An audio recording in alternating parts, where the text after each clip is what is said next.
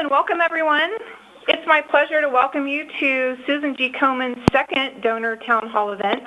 My name is Melissa Riehl, and I'm part of the Philanthropic Relations team here at Komen.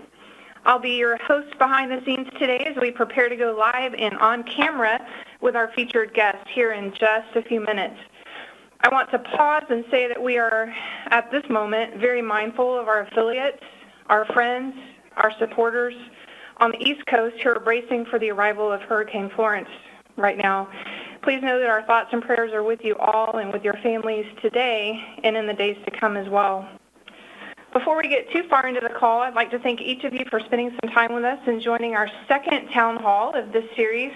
If you were with us for the first one in June, you know that we kicked off with Komen's President and CEO, Paula Schneider.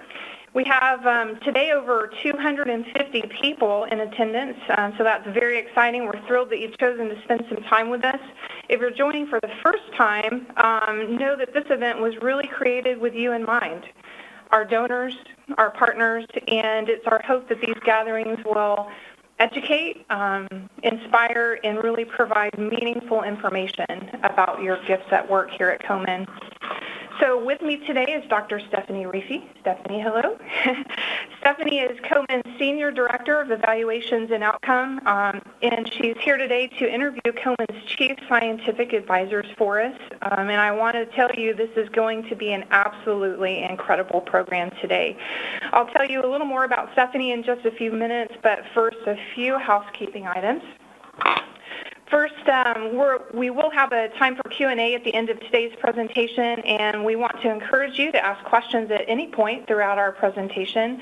Fortunately, the WebEx platform makes it very easy for all of us to do that.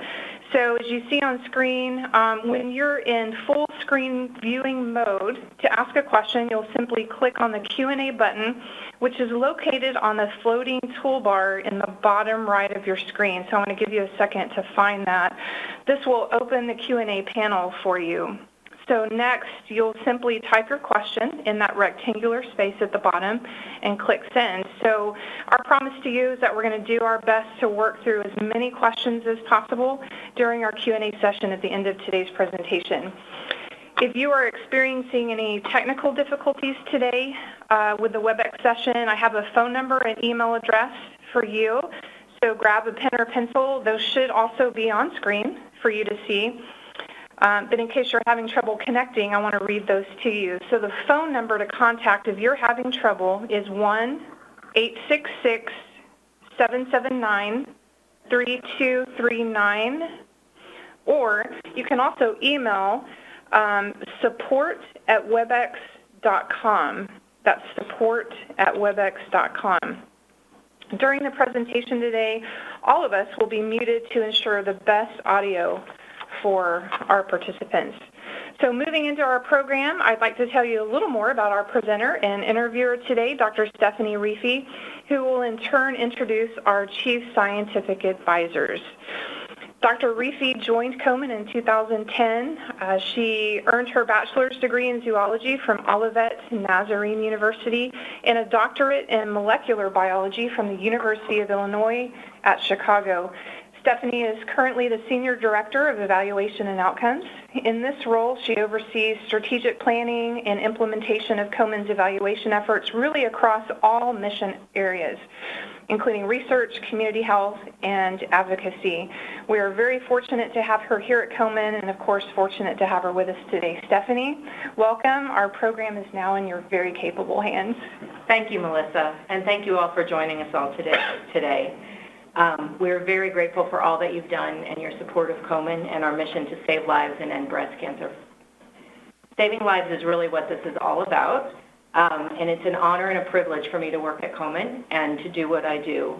I'm delighted to join you today and to dive into the research that we do a little bit deeper. I know that most people on this call have been touched by breast cancer in some way, and that you feel the same way we do about our mission. In fact, about 250,000 people are diagnosed with breast cancer every year, and more than 41,000 people will die from breast cancer. That's unacceptable, and we have to change that. And that's why we set our bold goal, which is to reduce the current number of breast cancer deaths in the United States by 50% by 2026. It's bold, and we can't do it without you. That's why we're so grateful for your support.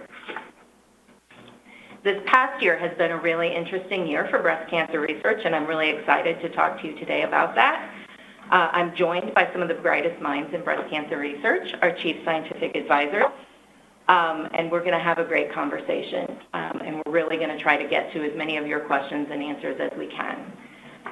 So with that, let me introduce Jennifer Pietenpol, who is our Chief Scientific Advisor and Executive Vice President for Research at Vanderbilt Ingram Cancer Center and Vanderbilt University, and George Sledge, who's the Chief of Oncology at Stanford University Department of Medicine.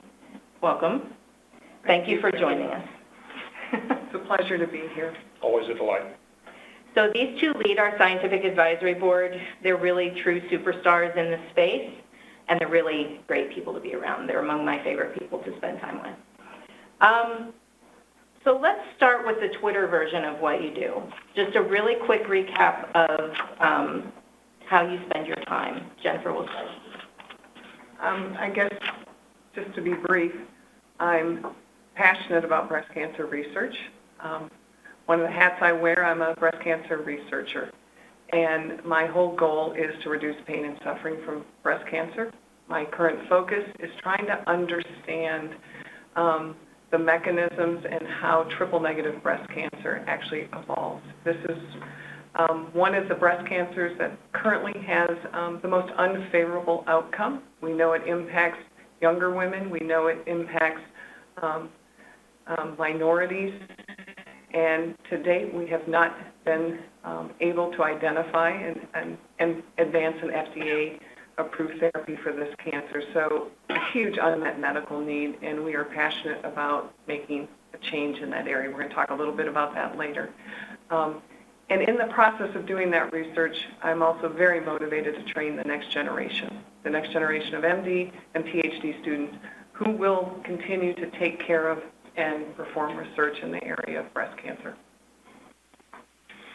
So hi, I'm George Sledge from Stanford University. I'm a medical oncologist. I've been taking care of breast cancer patients for several decades. I do regular breast cancer research.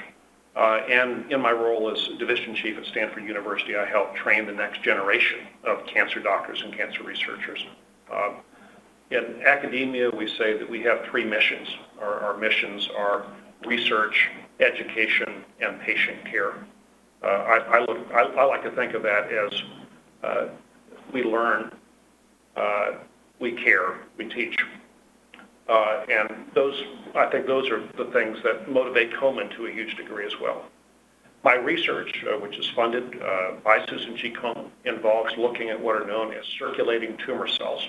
These are cancer cells that go into the blood, travel throughout the body. We're learning a whole lot more about these. We're beginning to be able to use these to detect which patients are going to have early recurrences of cancer. My research is designed to try and see whether or not we can use these circulating tumor cells to actually design treatments for patients with breast cancer. Thank you so much. Before we get into the research itself, I just want to make sure you all understand our research program and what makes our program so unique. I'm really proud of this. It's designed by the two people sitting next to me, and we just want to make sure that it's clear that we have a world-class peer review process. The research that we fund is reviewed and selected by the leading minds in breast cancer research. And it's an open competition, so anybody can apply. We don't care where they are located. As long as it's making progress against breast cancer, we are interested.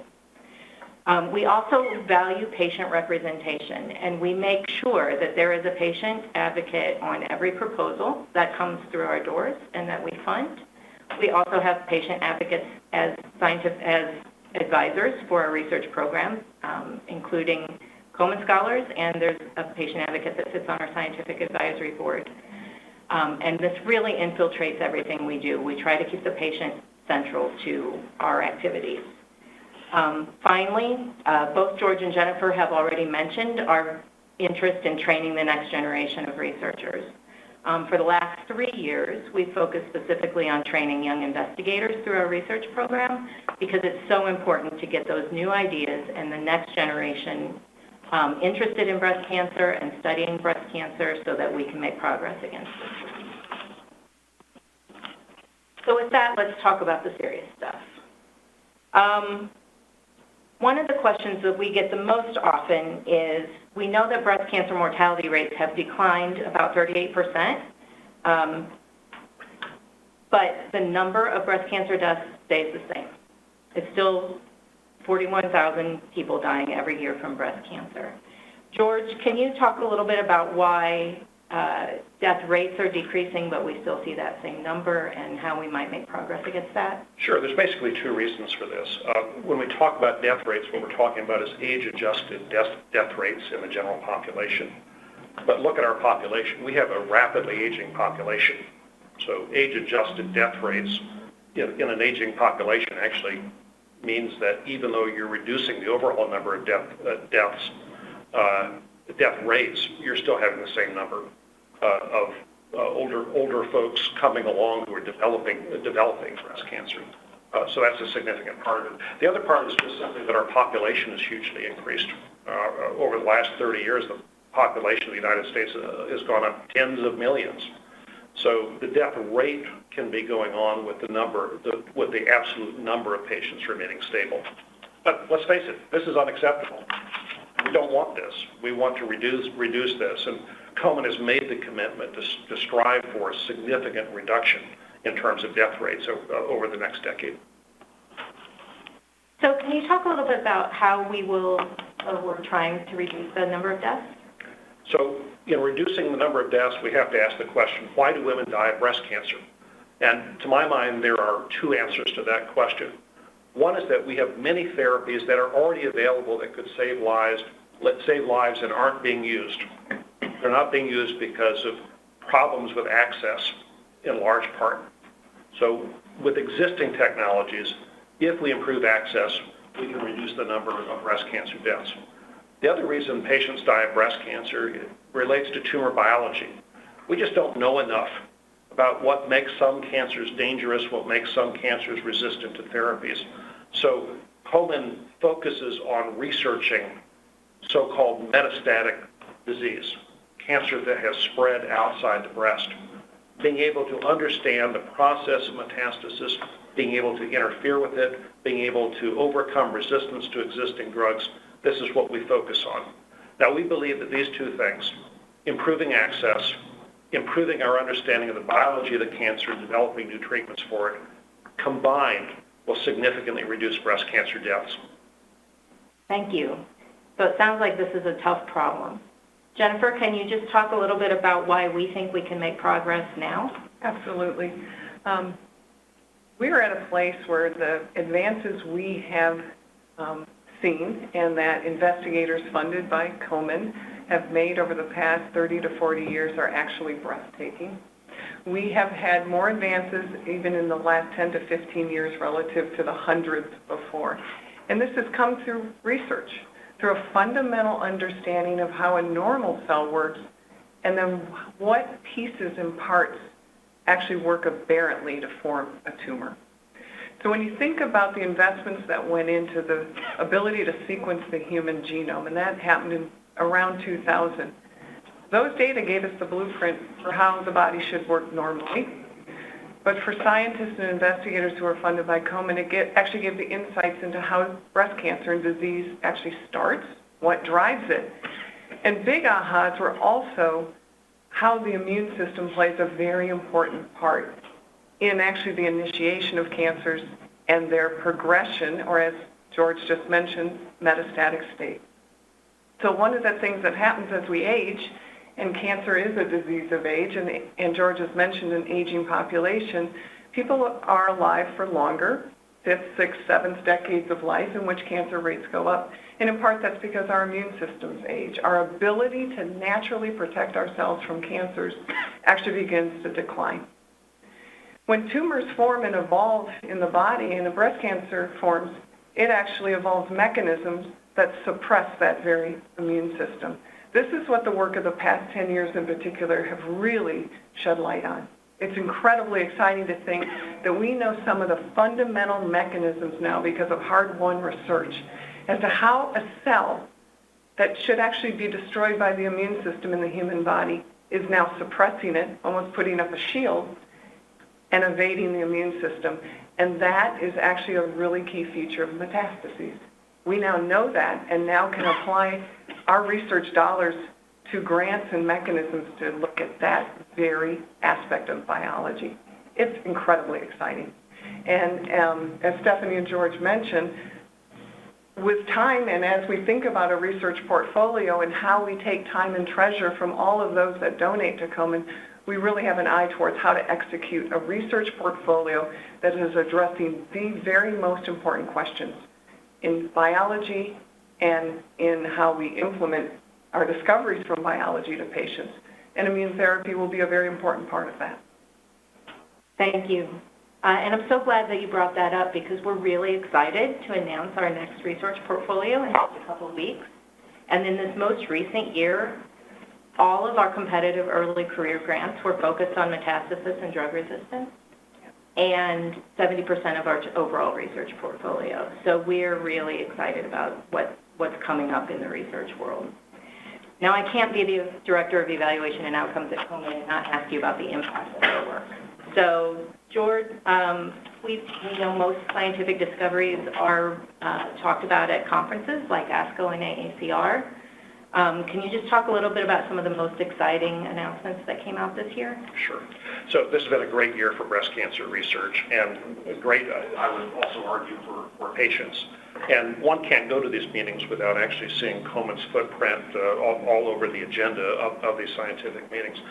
Perhaps the most exciting thing at this year's American Society of Clinical Oncology meeting, for instance, was a large randomized trial called TAILORx. TAILORx was fascinating. TAILORx was using tumor genomics, the molecular biology of the tumor, to actually identify which patients need, and more importantly, which patients don't need chemotherapy. Most patients dread the idea of having chemotherapy. We've known for a long time that we were probably giving chemotherapy to too many women with breast cancer, but didn't know who the right ones to give it were. The TAILORx trial, using a modern molecular biology technologies, allowed us to identify patients, to randomly assign patients to either receive or not receive chemotherapy, and we're able to report at this year's meeting in a presentation I have the pleasure of being a co-author on, that we can significantly lower the number of patients who receive chemotherapy, avoiding the toxicity and misery of that therapy while preserving the benefit for the women who really need it. So that's been a very exciting thing that's happened in the last year. But we're also learning more about what I mentioned earlier, the process of metastasis. Within the last year, we've seen a presentation by Joe Sperano at the San Antonio Breast Cancer Symposium. This is a presentation, again, that Komen should feel very proud of, and you as supporters of Komen should feel very proud of, because we supported this research. What was looked at was what's known as circulating tumor cells. And again, these are small deposits of cancer cells flowing through the blood. Looking at a population of women who were 5 to 7 years out from the diagnosis of their breast cancer, researchers would draw a tube of blood. This tube of blood would be analyzed for these circulating tumor cells, and then we would see what happened to those patients over the next couple of years. Now, what happened was stunning. If you have these circulating tumor cells, you have roughly a 20% per year risk of the cancer recurring outside of the breast. This is 10 times higher than if you don't have circulating tumor cells. Now, this is incredibly important because it will now allow researchers to identify a population of patients who, many years out from their diagnosis, and we're concerned, particularly for estrogen-sensitive breast cancers, about late recurrence. Many years out from the diagnosis, we should be able to identify the women who are at risk for late recurrence, and hopefully we should be able to develop new treatments that will prevent that recurrence so that they never develop an overt metastatic spread of their cancer. Again, this was Komen-funded research and research that we're very proud of. Many other things happened in the last year, but I think this is probably a good place to stop. I think that's great, too. Thank you so much. Jennifer, you mentioned immunotherapy and the immune system a few minutes ago. Can you talk a little bit about the promise of immunotherapy and how it relates to breast cancer? So across biomedical research, we've seen major advances now in our understanding of the immune system. And immunotherapies have really significant traction and are producing incredible patient outcomes, especially in diseases such as melanoma, lung cancer, as well as now bladder cancer and kidney cancer. Realize in the field of breast cancer, we know that there will be patients who probably are candidates for immunotherapy. As George just mentioned, though, we have to do the research. We have to do the science, and we actually have to understand that signaling in breast cancer that actually is involved in suppressing the immune system, which types of breast cancer that's occurring in. We haven't talked about different types of breast cancer. Some are driven by estrogen. Some are driven by a pathway which we link to HER2, another receptor. And triple negative is largely a heterogeneous disease, some of which is driven by a very unstable genomes in those tumors, and we'll get to that. But immune therapy is going to have impact probably across these different subtypes, but it'll be very personalized medicine. And our job now with our research program is to understand which patients will actually benefit. Back to the TAILOR-X trial. You can't just broadly give a new therapy without concern for toxic side effects, but also overtreatment. So we are now on the mission of figuring out which patients with breast cancer will benefit from immune therapy and really supporting, with your help, those investigations and trials to actually do the hypothesis-driven research and figure out how to best apply that. So immune therapy, there are several different versions. There's what's called immune checkpoint therapy. What that means is the tumor has set up a milieu, an environment, both locally and systemically, that if we can take off the brakes, meaning that suppression of the immune system will come back in and attack that cancer. Those are called checkpoint therapies. They take the brakes off. There's adaptive, what we call cellular therapy or T-cell therapy. These are modalities which are seeing great success more in the heme-based or blood-based malignancies, lymphomas and leukemias, in which patient cells, T-cells, are removed. They're re-engineered to actually recognize that lymphoma or leukemia, put back into the patient, and we're seeing spectacular results. The promise to do that in solid tumors and the promise to do that in breast cancer is here. And again, it requires research, and we can't thank you enough for your support because our portfolio this year is looking at those very things. And finally, there's significant research in the area of vaccines. And vaccines, many of us are aware, we've all had vaccines through our life, but in terms of cancer vaccines, it's really to stimulate the immune system in a very targeted way to a tumor. We have many Komen scholars who have very active research programs in vaccine advancement, ones that are interested in preventative vaccines, Keith Knudsen. We have people who are Desis in Washington who's very interested in how you alter the immune system through a vaccine in a tumor-specific way. So we're very excited about kind of new modalities, but again, we're very appropriately hypothesis-driven in testing those and making certain we're giving these new therapies to the right women, and that takes research. Probably immune therapy will become one of the most personalized therapies that we have to offer, but it takes some very thoughtful research to apply those advances correctly. So exciting. I just love talking about this. George, let's turn to our young investigators. Maybe you can talk about one of the young investigators we funded? Sure. Well, something we believe at Komen is that the gray hairs are not going to cure cancer. The young folks are.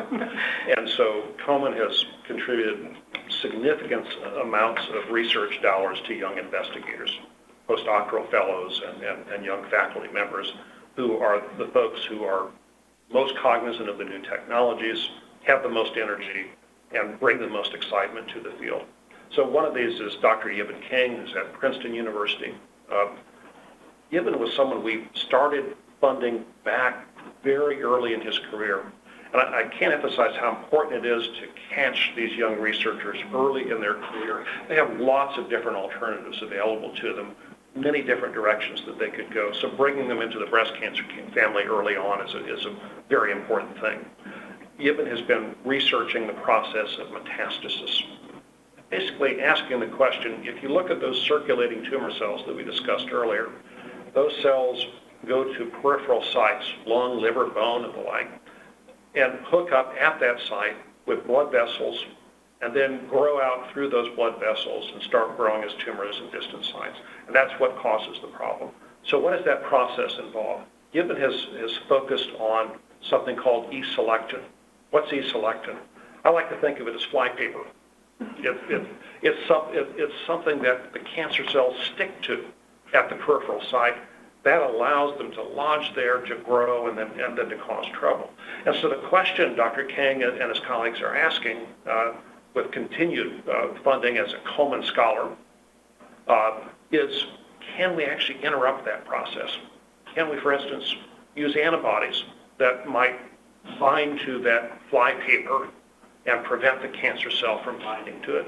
This is exciting stuff. We don't know if this approach or any other approach will work. That's why we fund lots of different researchers and lots of different investigators. But again, the more we learn about this process of metastasis, the more we'll be able to interfere with it and prevent the development of recurrent disease. Thanks. Jennifer, would you like to add anything?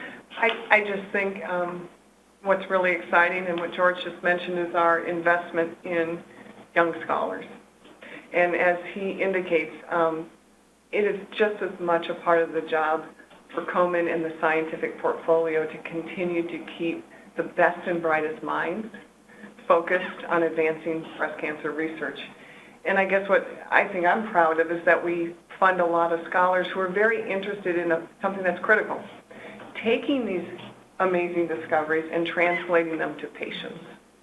We're very proud of scholars such as Ingrid Meyer, who is a phenomenal medical oncologist, sees patients every day, has the clinical acumen, but also the wherewithal to say, what are the observations I make in my patients that I can share with investigators at the bench, like Yvonne Cain?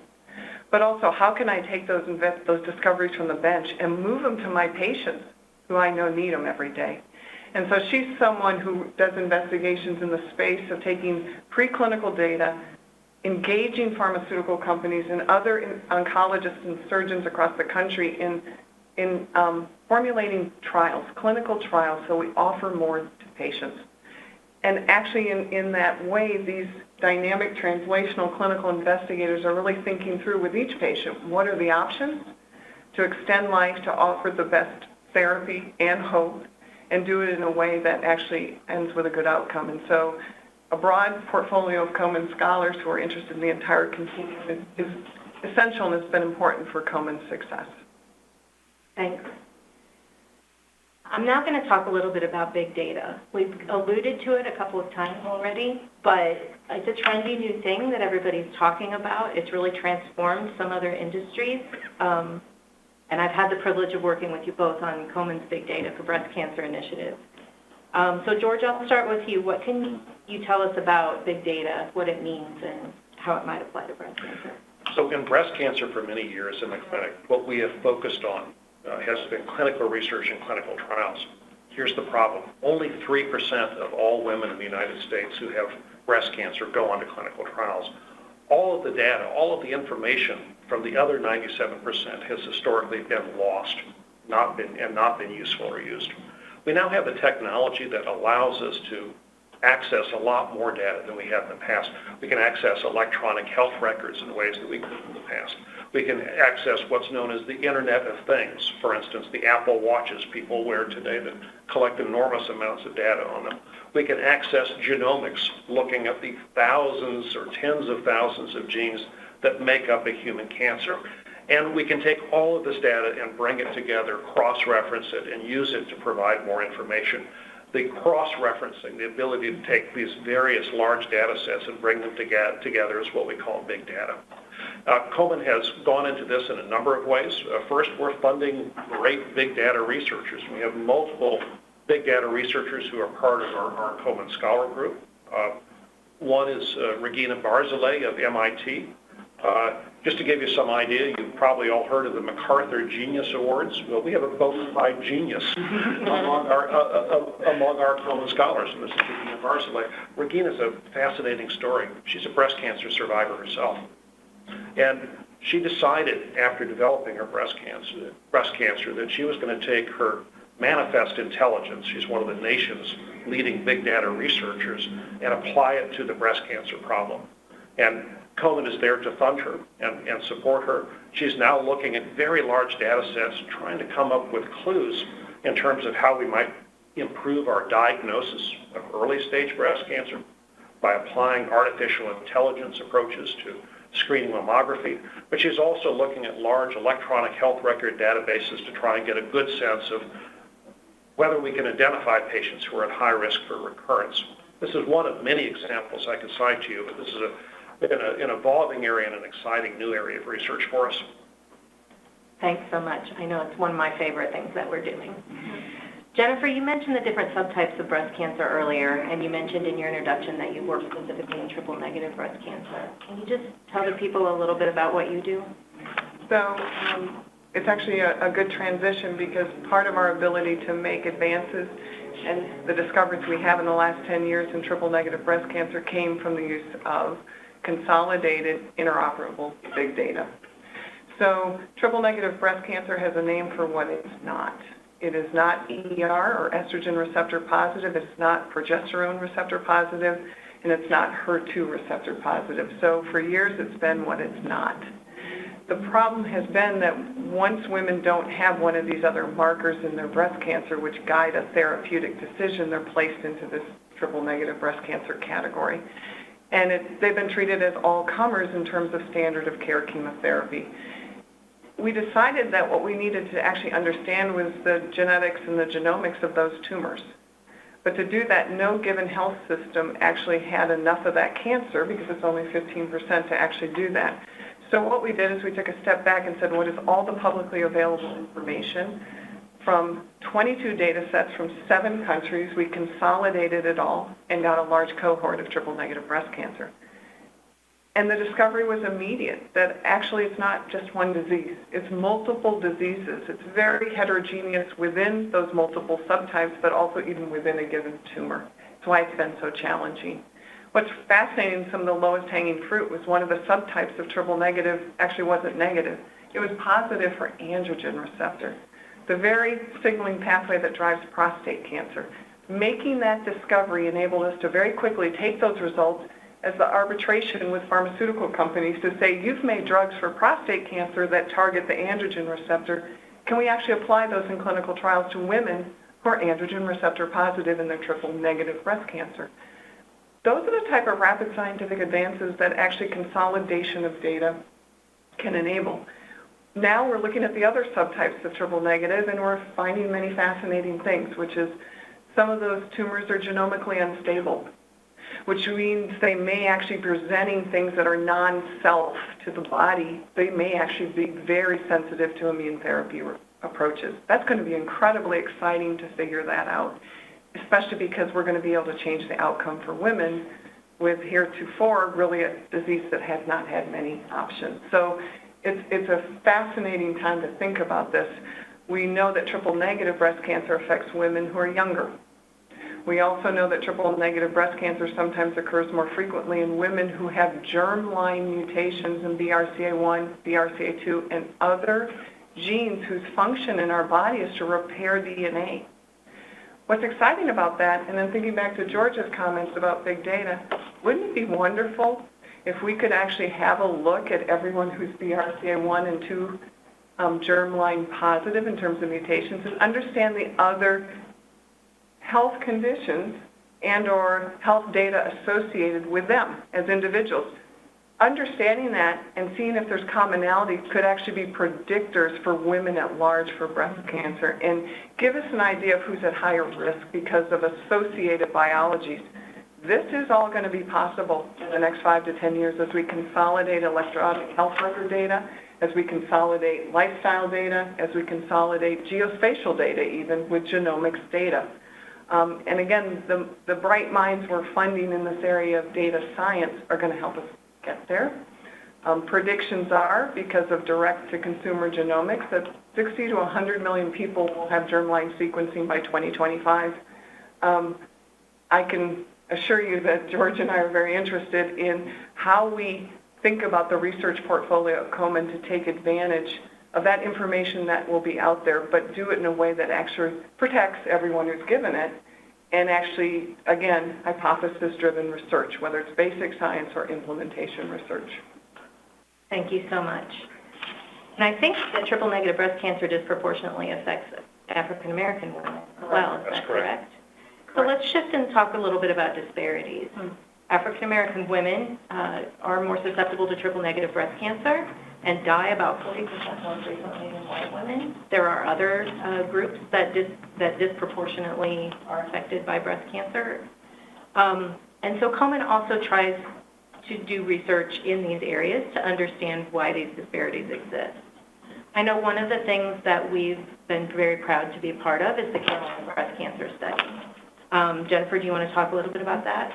Let me briefly tell you what that study is, and it's been ongoing. Individuals were brought together in a cohort, about 3,000 individuals in North Carolina from about 44 counties make up those 3,000 individuals. About 50% of them are African American, 50% of them are Caucasian, and at least 50% of them were diagnosed with breast cancer before the age of 50. So it's an interesting cohort to really ask some questions about, are there biological differences in breast cancers that occur? And the answer is yes. But also there's major differences too in behavioral, socioeconomic, and access to healthcare in those individuals under study. And so the reward of those studies that many of you have invested in is that we now are beginning to understand the biological differences, and Stephanie just mentioned some of those, but also we're beginning to understand that adherence to therapy is not what it should be in certain aspects of the cohort because of individual beliefs, access to healthcare, and other aspects around socioeconomic issues or education about the therapies they're receiving. So I would argue that that is good that we know all that, but actually the real goal of Komen is now that we know all of that, what are we doing about it? And that's called implementation science or health services research. And so doing that, those investigators are now implementing intervention to try to make certain that women and men adhere to therapies and to try to understand what are the challenges to finishing a complete cycle of chemotherapy.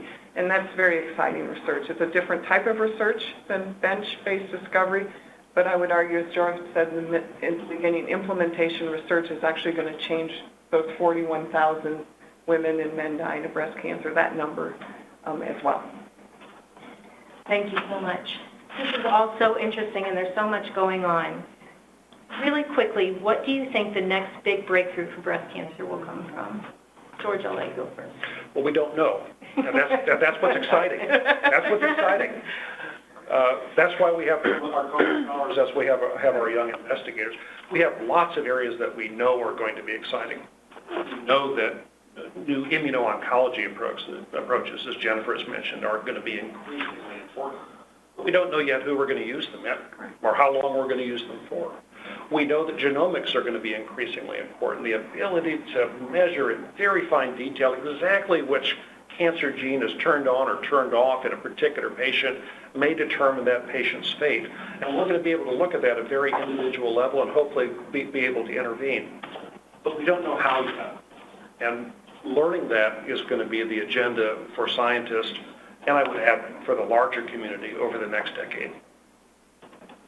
Jennifer, anything to add? It's hard to top that. I think we know from experience, we knew the minute we sequenced the entire genome in 2000 as a scientific community that this was the whole new roadmap. At that point in 2000, we never knew that between 2010 and 20, we would actually have the ability to engineer the genome on a point-by-point basis.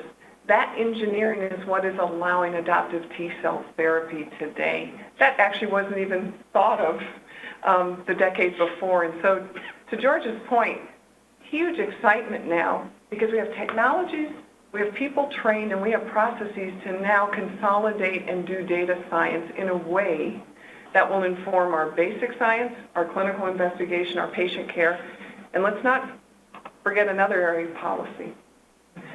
Across that whole continuum, our ability to actually think about how to integrate health and healthcare data with genomics of a tumor and the genetics of the person in which the tumor is growing. This is going to be just incredible. But we We don't want to actually try to guide that. We want to actually let scientific discovery and population research guide those correct investments. I guess the other important thing is once we learn these new treatments, once we learn what's effective, we have to be able to give it to the broad population. Komen believes ever so much in equity. We believe that all women with breast cancer deserve a long and good life. And for us to do that, we have to have equity in terms of the distribution of health care across a broad population. And with a laser focus to making certain we invest in research that actually is going to shift paradigms, change care, shift the practice, and actually change policy, again, for equitable distribution of the discoveries we make. That is front and center for Komen. Thank you so much. I really hope that everybody on the call today has enjoyed this as much as I have. We want to make sure that we can get to some questions and answers. Stephanie, thank you so much. Dr. Sledge, Dr. Pietenpol, thank you. I know we've all learned a lot today. This is Melissa Riehl again, your behind-the-scenes host, coming with some questions. So we have lots of great questions from our listeners. Getting to the first one from Indiana. Why is it also important to focus on other areas of research besides metastatic breast cancer? George is an Indiana native. Sure. So go, first off, go Hoosiers. I spent 3 decades of my life in Indianapolis, so go Hoosiers. And thanks for the question. I think the important thing to say is that we never really know for sure where the answers are going to come from. So we have to ask questions in lots of different places. Biology is a continuum. Lots of things that we learn about early disease are applicable to late disease and vice versa. So asking questions about the entire spectrum of cancer biology actually allows us to do new and exciting things. The immuno-oncology approaches that we were talking about, the so-called use of checkpoint inhibitors or the use of CAR T cell therapies, these were things that 10, 15 years ago were the most basic of research. And the researchers, in many cases, didn't have a clue that they would be applicable to the treatment of patients with advanced disease. And if those researchers hadn't been funded, we wouldn't have the breakthrough therapies now. So looking at the entire continuum of biology, the entire continuum of science, is what's going to allow us to cure this disease. Terrific. Thank you. Question 2. Is research from other cancers shared with breast cancer researchers and vice versa? Are there opportunities to learn from other cancers or even other diseases? It's a great question. And yes, and yes. I actually think that the advances across various cancer types are shared immediately and at very rapid pace. Breast cancer, because of Komen and Komen's support, has actually been leading in terms of our discoveries about basic cancer processes that apply to many solid tumors and hematologic malignancies. The advances we've just seen occur in melanoma, lung cancer, and GU cancers, bladder and kidney, we are rapidly assimilating and bringing to breast cancer.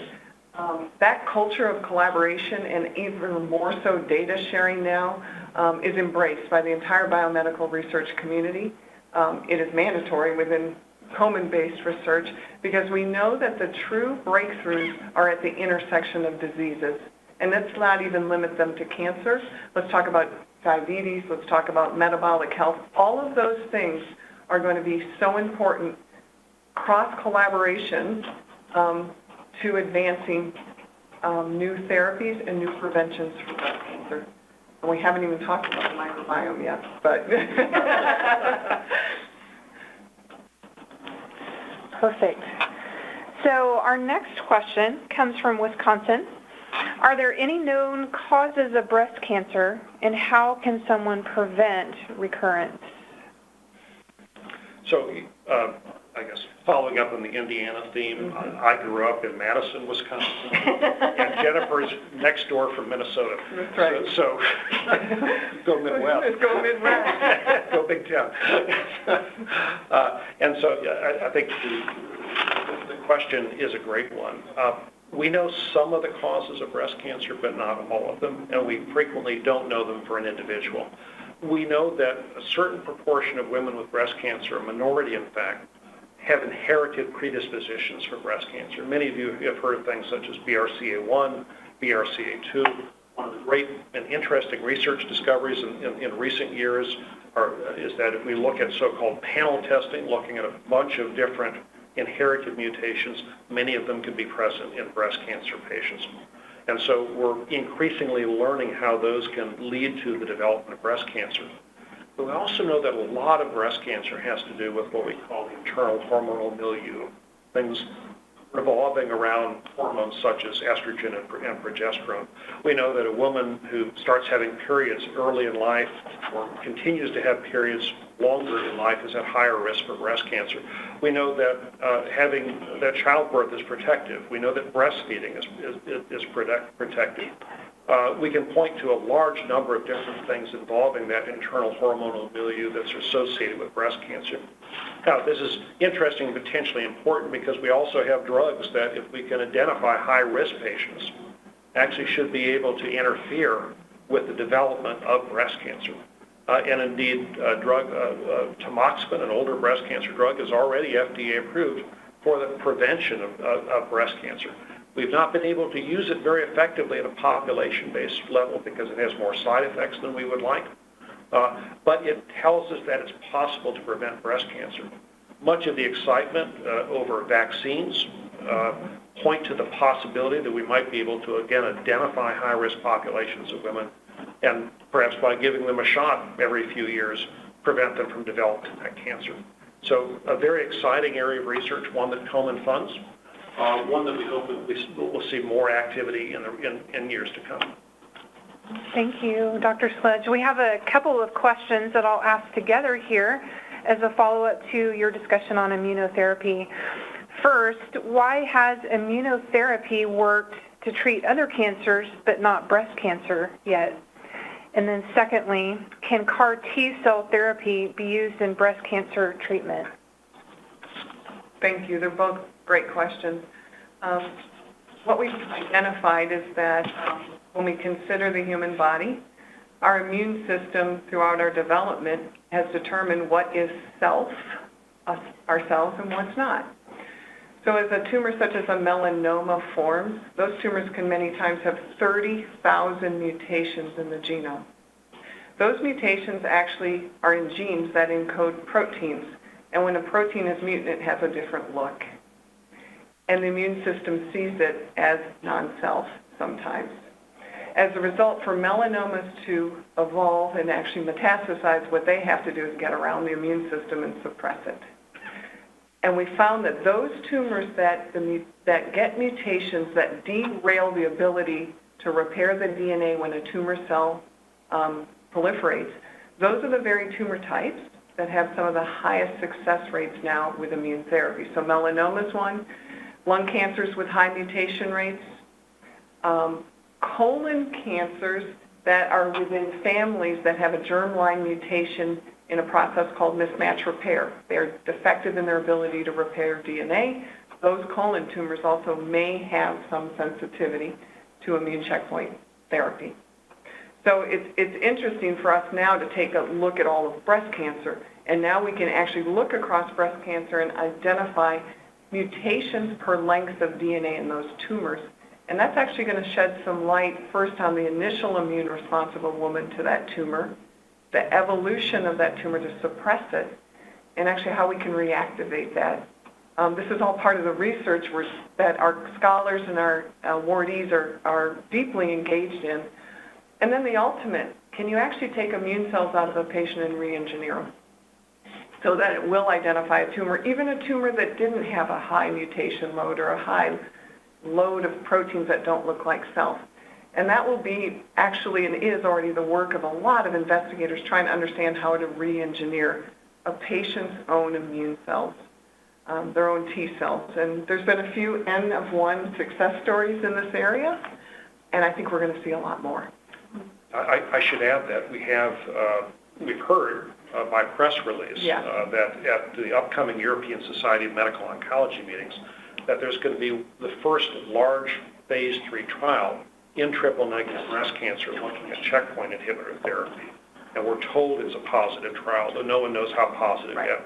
We'll find that out in a month or so. And along those lines, just as we've learned from many of the other therapies over the past 10 to 20 years, it's not going to be as easy as a single therapy. It's going to be combination therapies. And here's where research plays a really large role. We can take our learnings for how some of our chemotherapies have worked, because they have worked in patient populations. Perhaps some of the work they've been doing is in modulation of the immune system. And we're going to actually understand how to combine that learning with new immunotherapies in very effective ways for women. And I think this is going to be part of that finding that probably will be announced by the end of the year. These are incredibly exciting times, and the key is that we have the resources to keep the brightest and best in breast cancer and doing really important hypothesis-driven research. Breast cancer isn't a single disease, so it's not going to allow a single approach to the cure of the disease. The great discovery, I would say, of the last 20 years has been the realization that it's a family of diseases, and that each family member has to be approached in a different way. Right. And the real win for the population at large and people suffering from breast cancer and their families and communities, the learnings from breast cancer, because of as many diseases, actually apply to all cancers and across many other diseases. So the mission is really changing outcome for women with breast cancer. The real dividend is actually improving health for everyone. Wow, it's really hard to believe that our time has passed so quickly, but we're actually closing in on the 1 hour mark, you guys. If I could, I'd like to ask you, Stephanie, if you have any final thoughts for our listeners today. Thanks, Melissa, I do. Again, I want to thank you all for joining us today.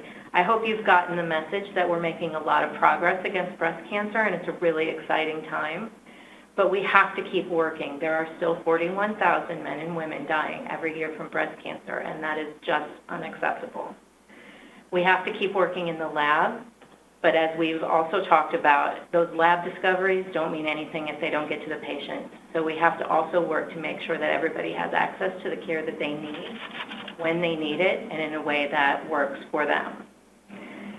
This is what we're working towards in our bold goal, and we cannot do it without you. So we are so grateful for your support, but we need to keep going. So I hope that you've enjoyed today's talk as much as I have, and you've understood a little bit more about our research program and what we're doing, but we're not done. We're going to keep going. Dr. Sledge, Dr. Pietenpol, we're truly grateful that you spent this time with us today. Thank you. Pleasure. Our pleasure, and thank all of you actually for supporting this mission and giving us an hour today for us to give you a progress report. Stephanie, Dr. Riehl, thank you for sharing your heart and also for your tremendous leadership here at Komen. So we've just about reached the conclusion of today's donor town hall meeting. There were numerous questions we were not able to address, and our apologies for that. Hope you enjoyed this just incredible discussion. As a follow-up to today's donor town hall event, we will be sending each of you a link to the recorded presentation so that you can review the material again and also hopefully share it with others who weren't able to be with us. In closing, if our participants would like more information about any area of Komen's work, I'd like to direct you to Komen's website, www.komen.org, or if you'd like to speak with a Komen representative with questions about patient support, we have a special number that should be coming on screen for you. That is 1-877-GO-KOMEN. And lastly, if you'd like to support Komen's mission with a gift today or in the near future, you can have a personal contact, and that is Elizabeth Ashmore. And I believe her number is coming on screen as well. That is 972-708-1707. And we hope you will do that and give generously if you're able to do that. Thank you all. So glad you joined us. We look forward to seeing you next time in the spring of 2019. So watch for those communications. We hope you have a wonderful day. Thank you.